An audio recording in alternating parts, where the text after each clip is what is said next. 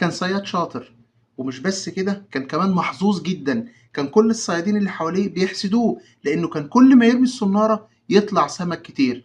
لكن في يوم من الايام وهو بيصطاد عمل حاجة غريبة جدا جدا جدا، خلت كل الصيادين مستغربين وراحوا له وقالوا له استنى بقى، كل اللي فات حمادة واللي جاي ده حمادة تاني، انت بتعمل كده ليه؟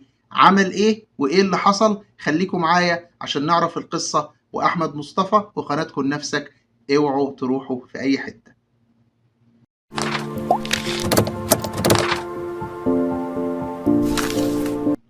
السلام عليكم ورحمة الله وبركاته، أهلا وسهلا بكم حبايبي الكرام في لقاء متجدد مع حضراتكم.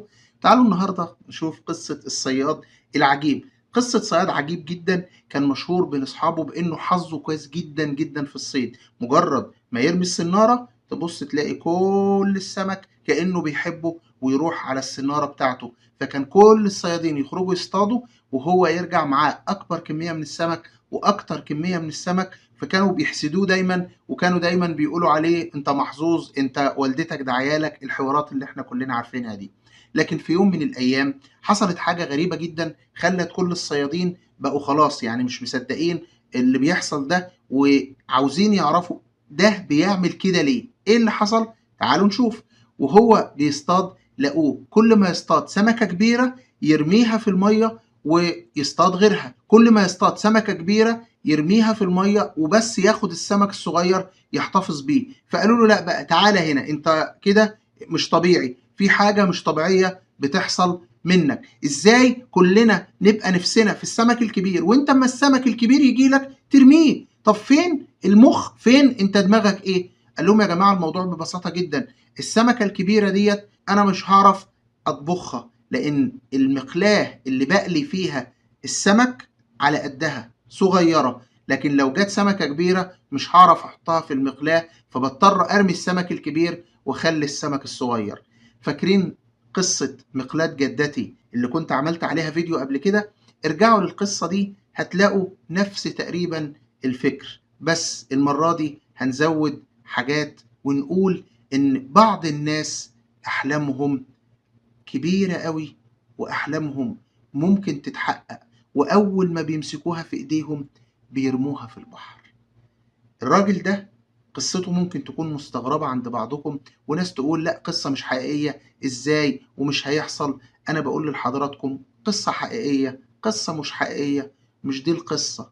القصة قصة ان حضرتك في احلام كتيرة قوي كبيرة وممكن تتحقق، بس بعض الناس قصار النظر بيبدأ يمسك الحلم بإيده بيسيبه ويقول لا مش هقدر، ده كتير، ده صعب، ده مستحيل، وما يعرفش ان هو ربنا سبحانه وتعالى مخبيله حاجات احسن بكتير. اوعى تبطل تحلم، كبر حلمك، خلي حلمك كبير، خليك دايما بتدور على الحاجة الكويسة، خليك دايما عندك طموح، عندك توقع للأحسن، عندك تفاؤل بأن ربنا هيديلك. اوعى تبطل تحلم. صدقني انت ممكن تكون اسعد مما انت عليه، ممكن تكون افضل مما انت عليه، ممكن تكون ظروفك احسن مما انت عليه، بس لازم تؤمن بنفسك وتؤمن بقدراتك، ولازم تكون واسع الافق وتفكر خارج الصندوق. لما تجيلك فرصة كويسة وفرصة كبيرة ما تتوقفش، ما تترددش، ما تخافش، ما تقولش لا دي صعبة مش هقدر، لا حاول. اوعى تبطل تحاول، اوعى تبطل تحلم، اوعى تبطل تقول ان عندي ثقة في نفسي وهنجح، وان شاء الله ان شاء الله هتنجح. احد الكتاب بيقول كلمة حلوة قوي دايما عاوز حضرتك تفكر فيها.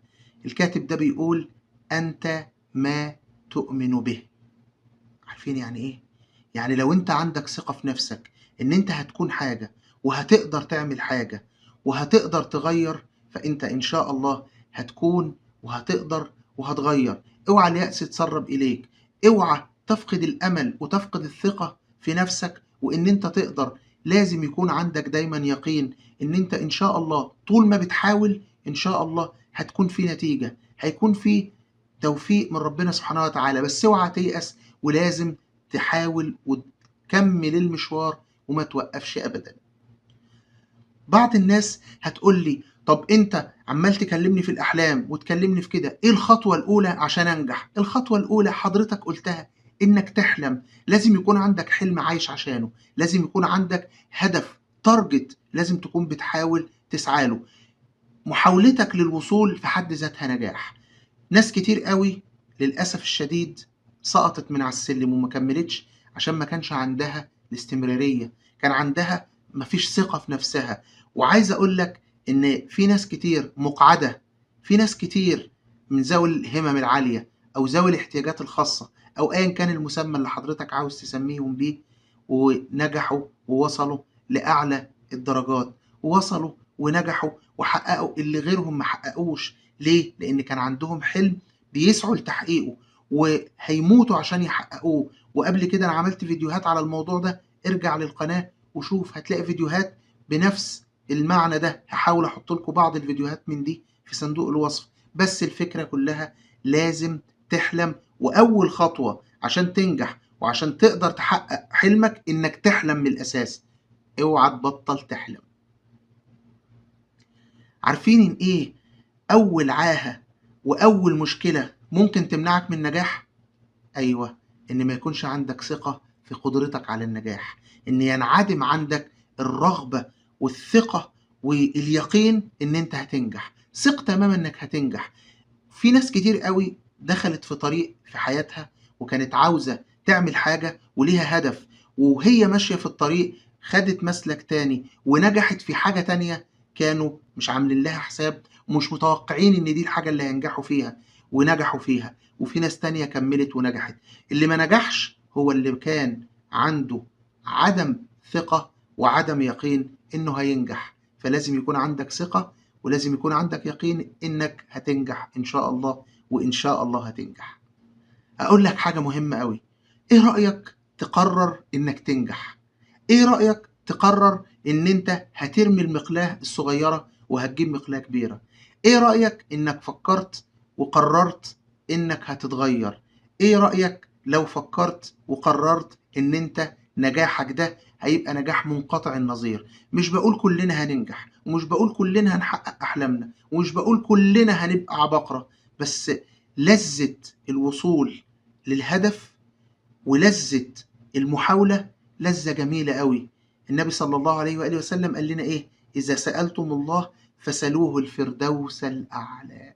اللهم اجعلنا من أهل الفردوس الأعلى. ما قالش اسألوا الله الجنة أو اسألوا الله ألا تدخلوا النار، لأ، لازم يكون عندك همم عالية، همم تناطح السحاب، همم تخليك توصل لأعلى القمم. زي ما كانوا بعض السلف الصالح بيقول: أو يظن أصحاب محمد صلى الله عليه وسلم أن نتركهم أو أن نتركه لهم والله لنقاتلنهم عليه، أو إن إحنا برضه هنحارب معاهم وهنحاول نبذل قصارى جهدنا في همة عالية عشان يبقى النبي صلى الله عليه وسلم جالسنا زي ما كان جالسهم في الدنيا، يكون جالسنا إحنا كمان في الآخرة ويكون معانا صلى الله عليه وآله وسلم. النهاردة حاولت أقول لك اوعى تيجي لك فرص في حياتك ما يكونش عندك ثقة في نفسك. جيت أقول لك النهاردة حاول واوعى تبطل تحاول. جيت أقول لك النهاردة لازم يكون عندك يقين ولازم يكون عندك ثقة في نفسك ولازم يكون عندك همة عالية. جيت أقول لك النهاردة اوعى تبطل تحلم، وإن شاء الله حتى لو ما وصلتش يكفيك شرف المحاولة. أتمنى تكون الرسالة وصلت، أتمنى تكون دخلت قلوبنا. أترككم في رعاية الله وأمنه. سلام الله عليكم ورحمته وبركاته. السلام عليكم. لا تنسوا الاعجاب بالفيديو والاشتراك في القناة تشجيعا لنا لنستمر بنشر المزيد إن شاء الله.